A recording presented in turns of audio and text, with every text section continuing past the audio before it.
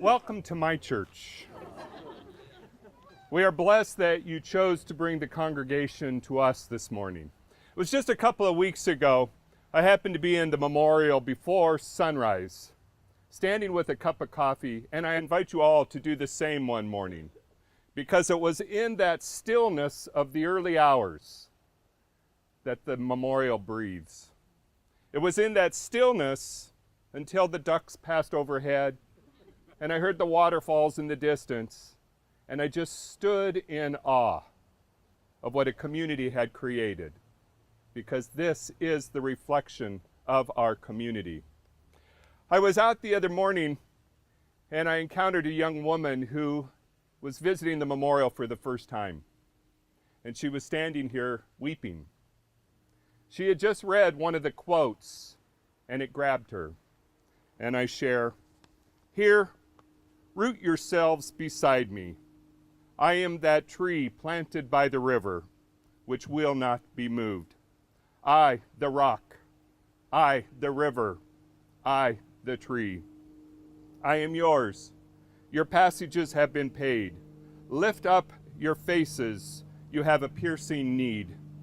For this bright morning dawning for you, history, despite its wrenching pain, cannot be unlived, but if faced with courage, need not be lived again." From Maya Angelou's poem, On the Pulse of Morning. She stood in tears and just repeated to me, with courage, it need not be lived again. In the pain that she had felt, she just kept reminding herself, with courage, it need not be lived again.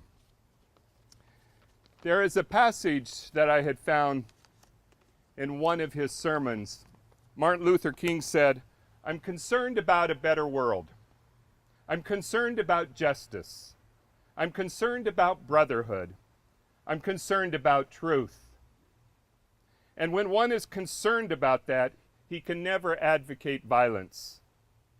For through violence you may murder a murderer, but you cannot murder murder. Through violence you may murder a liar, but you cannot establish truth. Through violence you murder a hater, but you cannot murder hate through violence. Darkness cannot put out darkness. Only light can do that.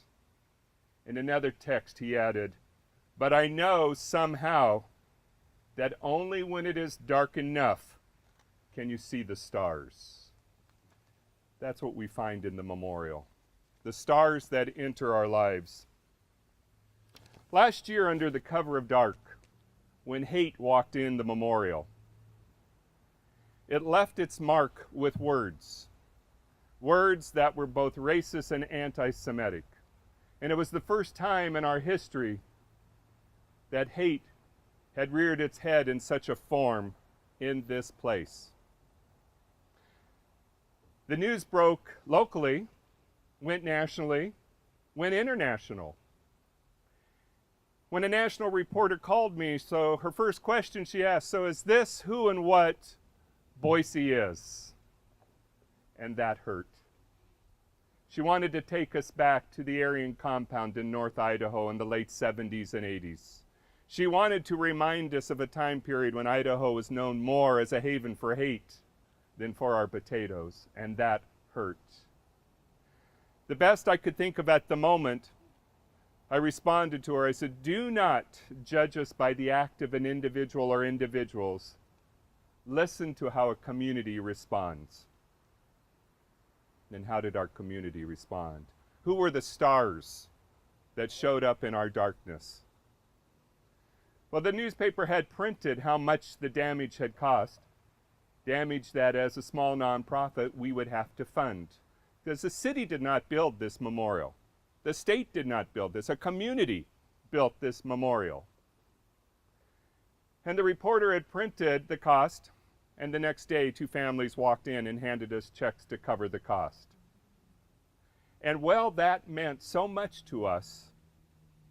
It was also the homeless woman we know that lives in our community that stepped in and handed us a $5 bill She said, "This is the only place where I feel safe." That meant as much as large checks. Or the student who stood in his classroom and told what had happened in the memorial, and in that period, his classmates had pulled out their pocket change and raised $68. That meant just as much to us, because that is the memorial. It is a memorial that was built by a community. It was a memorial that a community said, not in our town, not in our state, Idaho is too great for hate.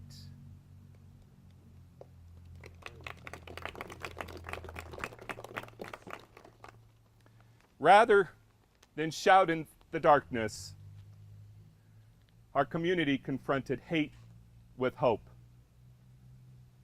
Hope that the damage would be repaired. Hope that the items that had been vandalized could be replaced. And hope that our message would not shrink away. What do we do when we are faced with hate? Do we cower? Do we step back? Do we let someone else take control? I said, we have to own this. This is our community. This is our memorial. And we own it. And we will become louder. And we will become more visible. And in that year's time, we have built the Marilyn Schuler Classroom for Human Rights. It is our story.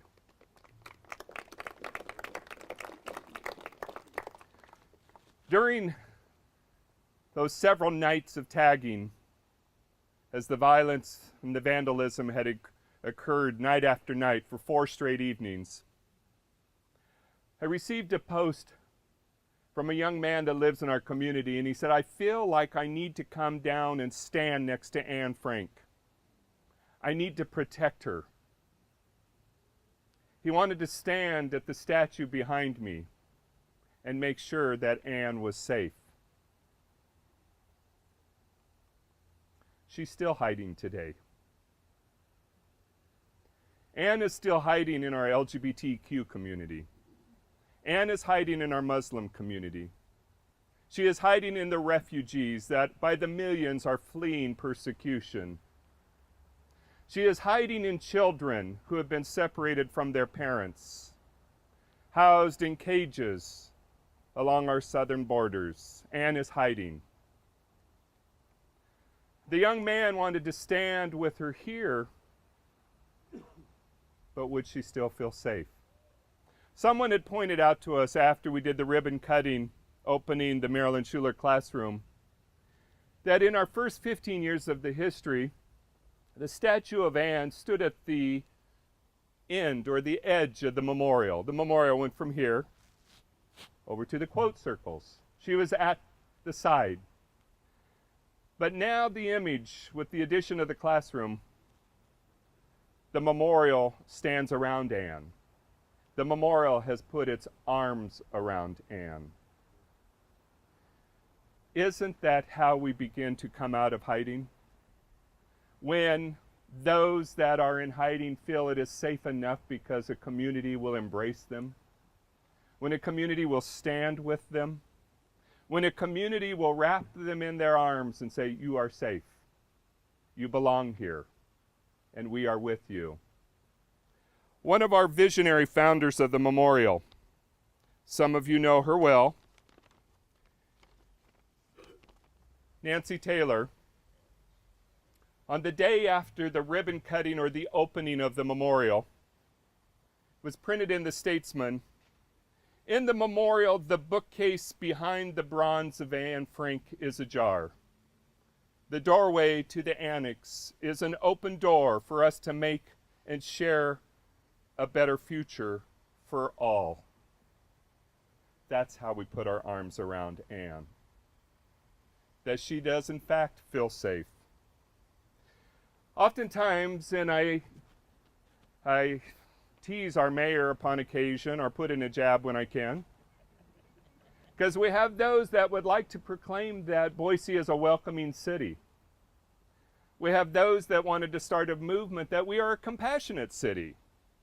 Wonderful slogans, wonderful words. But if you enter our town and you never feel that, or you do not see that, they are only words. As you have shared with Adrian, the words we use and choose matter, but so do our actions. As I'm sure she shared, we've come to believe that being an upstander or an ally is a verb. It cannot be a noun. It cannot be something that I call myself. I cannot identify myself as an upstander or ally if no one ever sees me as such. If those that come into my community do not witness that of the community, why would Anne ever feel safe and come out of hiding if she cannot see in the actions of those who surround her that she is in fact safe? That our community extends beyond our own little comfortable circles, but it takes in the other. Those that have been marginalized, those who have been placed on the edges because of race, religion, orientation, ethnicity, nationality, gender, ability. At one point, all of us, any of us, have been the other. And until we felt safe, we remained on the margin. At what point will Anne feel safe and knows that she is stepping out into an arms of a community that says, this is who we are, this is what we are, this is what we believe, and this is how we will act. It is an action. I read an article recently that talked about the wisdom of strangers. It was a beautiful piece. The author wrote about the love and understanding that binds us all. The understanding that far surpasses any differences in language, culture, religion, or race when we open ourselves to seeing through the other's eyes. That is the core of the memorial. That we can step in and see through someone else's eyes. Their lived experience, those pieces in our lived experience that connects, and that we embrace one another in recognition and we share this place together. Thursday, I was hurriedly running from our office over to the library. It was a meeting. And sitting behind the library was a member of our homeless community, taking the moment to sit in the sun, smoke a cigarette, and I did what I do too often. I uttered a hello without pausing long enough for a reply. You know, one of those where I'm going to be nice, and I say a nicety as I run by without connecting. And he did something that caused me to pause. Besides looking up, he said, "It's going to be a good day." He didn't say, "Make it a good day." He didn't say, "I hope you have a good day." He said, "Make it a good day." It is a good day. He didn't know that at this time, in my many sleepless nights and in my tortured days, I needed that word of kindness. He did not know the depth of my despair, but he told me it's going to be a good day. He, the wisdom of a stranger. He who wanted to give me hope as I ran past. And as I stepped into the library to join the meeting that was forming,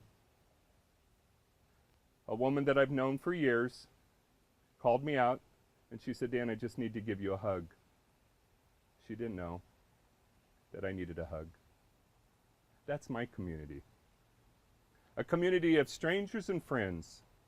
A community of neighbors that wanted to stand together. That's when the Ann and me will feel safe to come out of hiding. That's when we as a community shed the secrets to be embraced by those we call our home. In the Marilyn Schuler classroom, we had added a new quote from the diary of Anne Frank. In the final months before those in hiding were arrested and taken to the camps, Anne had penned in her diary, "Where there's hope, there's life. Where there's hope, there's life." Let us live in the hope, because it's a good day. Thank you.